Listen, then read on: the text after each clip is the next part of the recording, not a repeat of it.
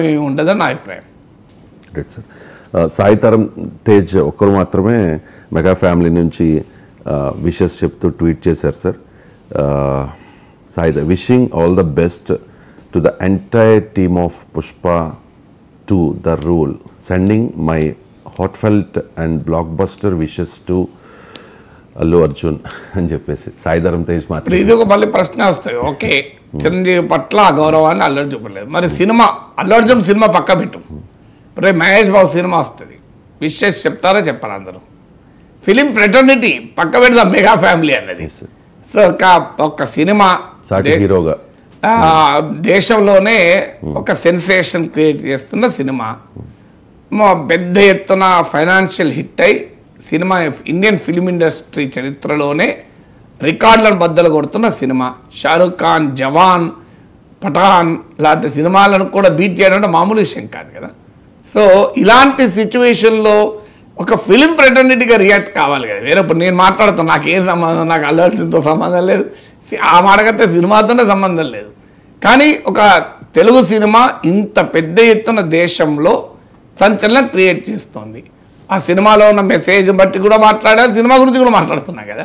మరి why not మిగతా ఎవరైనా, అది మెగా ఫ్యామిలీ ఉన్న వాళ్ళైనా దాన్ని విష్ చేయడం చేయాలని ఆశించడంలో తప్పలేదు కదా. విష్ చేయనప్పుడు రకరకాల ఊహాగానాలు మళ్ళీ మొదలవుతాయి. అందువల్ల ఇది ఎక్కడ మొదలైంది, ఎక్కడ ఏ స్టేజ్లో ఉంది, దీనికి ఎవరు బాధ్యులు అనేది నాకు తెలియదు. ఎందుకంటే అది ఎవరికి తెలుసని నేను అనుకోను. కానీ ఊహాగానాలు, స్పెక్యులేషన్లు బియాండ్ అ పాయింట్ మనం చేయకూడదు. ఎస్, డెఫినెట్గా అల్లు అర్జున్ ఫిలిం ఫ్రెటర్నిటీ అంతా ఈ సందర్భంగా గ్రీట్ చేస్తే బాగుండేది డెఫినెట్గా.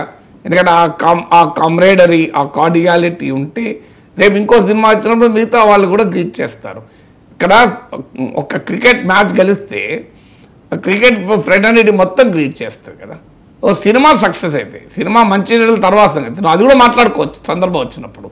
కానీ ఒక సినిమా హిట్ అయినప్పుడు ఆ ఫిలిం ఫ్రెటర్నిటీ మొత్తం ఒక అవార్డు వచ్చినప్పుడైనా, లేదా ఒక బిజినెస్ సక్సెస్ అయినా, ఏదైనా వచ్చినప్పుడు ఆటోమేటిక్గా ఆ ఫ్రెటర్నిటీ మొత్తం ఆనందపడుతుంది కదా.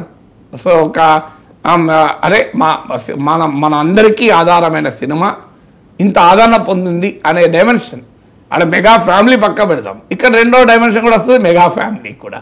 మన మెగా ఫ్యామిలీ ఇప్పుడు పుష్ప 2 ఆడియో రిలీజ్కి రాలేదు ఎవరు. అలాగే ఇప్పుడు సినిమా రిలీజ్ పైన సందర్భంగా కూడా గ్రీట్ చేయలేదు, ఒక్కరే గ్రీట్ చేశారు. ఈ నాగబాబు ట్వీట్స్, రోజుకో ట్వీట్, అదొక వివాదం. సో అల్టిమేట్గా ఇదంతా కలిసి పుష్ప 2 ప్రమోషన్కి ఉపయోగపడుతుంది. అల్టిమేట్గా I don't think nothing is harming Pushpa 2, everything is benefiting.